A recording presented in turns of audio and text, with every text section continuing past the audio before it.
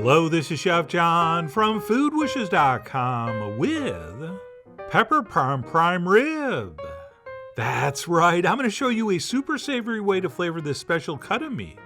Plus, and probably more importantly, I'm going to give you a bunch of tips and tricks to make sure your prime rib is perfect no matter how you flavor it. So if you've had issues in the past, pay attention, since this is way easier than you think. And to get started, we're going to of course need a prime rib, and this one's about 5 pounds. And please note the bones are attached, which is my preference. So that's the first tip, get a prime rib with the bone in.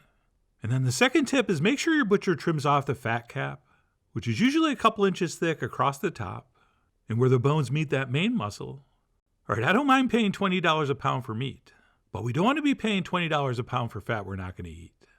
And then another issue to deal with is the membrane, which as you can see the butcher cut halfway into as they were trimming this. So I'm actually going to take a nice sharp knife and finish that cut the rest of the way to the other side, being careful to cut just through the membrane and not too much into the meat. And then I'm actually going to repeat that cut every inch or inch and a half all the way across the top. And the reason we do this, especially that first cut where they only went halfway across, is because that membrane is super tough and it really contracts tightly when the meat cooks.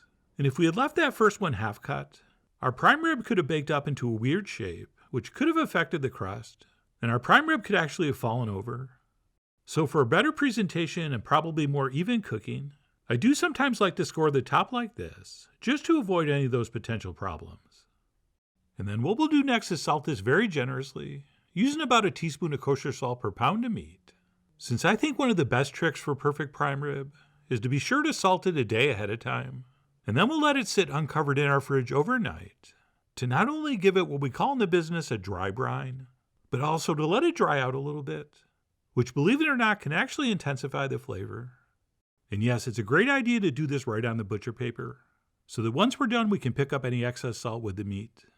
Or if you do this in the pan it might fall to the bottom and make our pan drippings too salty. But anyway, once that's salted we'll transfer that onto a rack, and I'm just going to use the same one I'm going to roast it on. And like I said, we'll pop that in the fridge overnight. Or if you want, you could even go a couple days. And then the next key tip, which some consider the most important tip, after we pull that out of the fridge, we want to let it warm up on the counter for at least 2 hours before we roast it.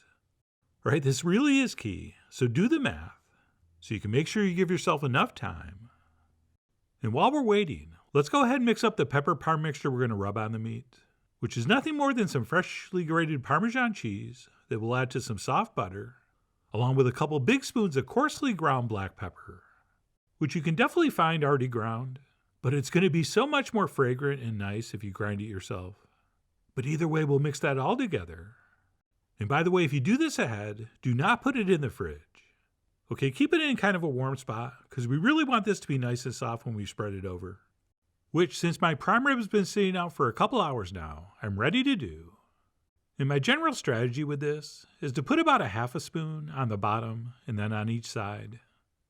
Okay, basically just enough to coat the surface. And then we'll use the rest of it for the top.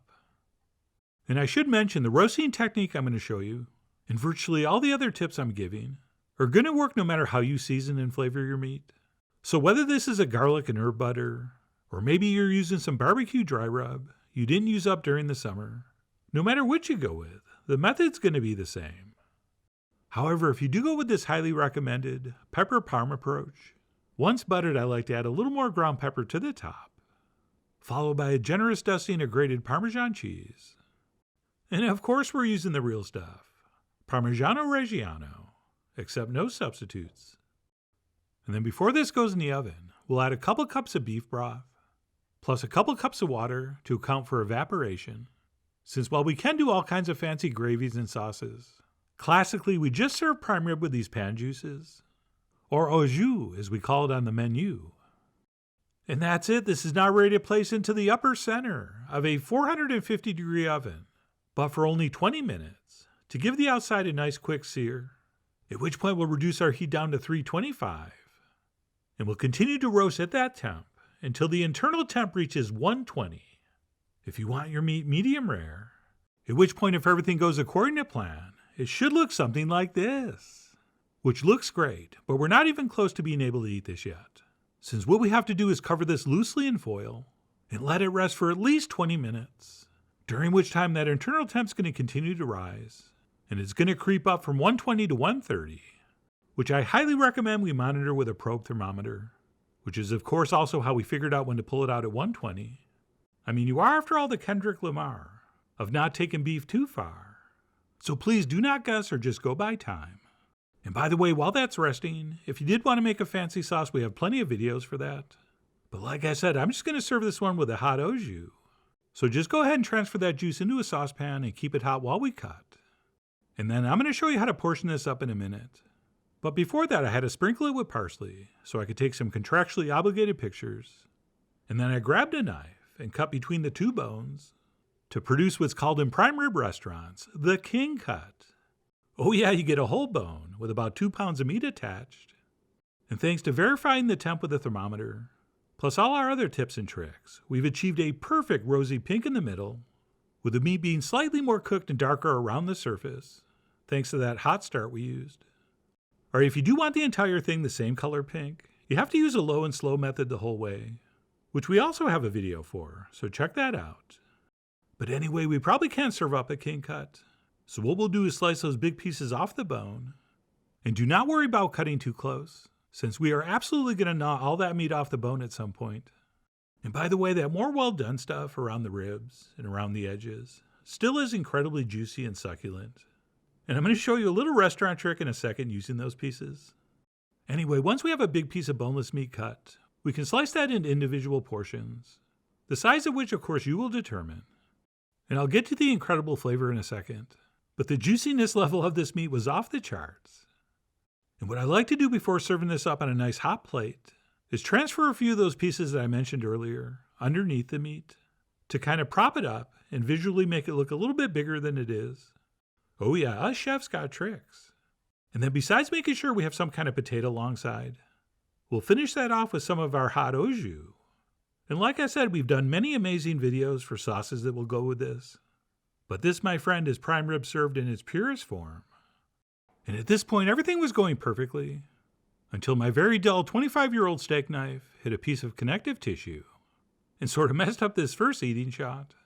But I couldn't even pretend to care, because that meat was so delicious and so perfectly cooked that I felt nothing but pleasure and satisfaction. And prime rib is already famous for its super beefy, intense flavor. But when you combine that extra umami from the black pepper and the Parmesan crust, it takes that beefiness up to another level. Which reminds me, as you're eating this, I think it's a great strategy to try to get a little bit of the outside crust with every bite. Right, even that rarest meat in the middle is going to be very flavorful. But if we can, it's nice to get a little bit of the outside with a little bit of the inside to create the perfect bite. Oh, and it's not just the meat. All that buttery pepper parm goodness is dripped down into our jus, which elevates that as well. But anyway, that's it, what we're calling pepper parm prime rib. Whether you flavor yours exactly as shown, or put your own twist on things, I think you're going to have great success with this method, which is why I really do hope you give this a try soon. So please follow the links below for the ingredient amounts, a printable written recipe, and much more info as usual. And as always, enjoy.